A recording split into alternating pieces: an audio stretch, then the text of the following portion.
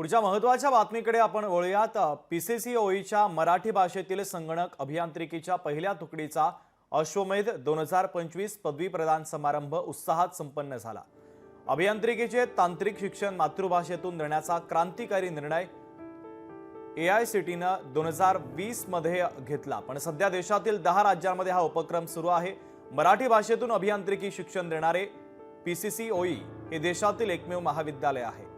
मातृभाषेतून शिक्षणामुळे आत्मविश्वास आणि यशाची खात्री वाढते, असं AICTचे अध्यक्ष डॉक्टर अनिल सहस्रबुद्धे यांनी म्हटलं। या पदवी अभ्यासक्रमाच्या दरम्यान एकही विद्यार्थी बाहेर पडला नाही, ही अत्यंत कौतुकास्पद बाब आहे।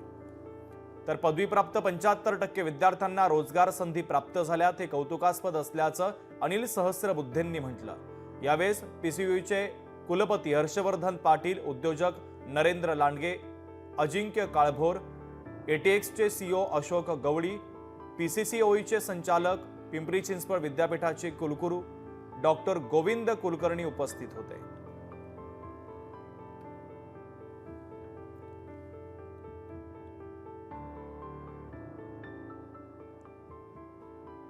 इतक्या मोठ्या जबाबदाऱ्या आणि इतक्या मोठ्या पदावर काम करणारी व्यक्ती महाराष्ट्रातल्या एका चांगल्या संस्थेमध्ये मराठी भाषा ही आम्ही लोकांसाठी कशी प्रमोट करतोय हे गोड कौतुक पाहण्यासाठी आले, याबद्दल संस्थेच्या वतीने खरंच मी आपलं मनापासून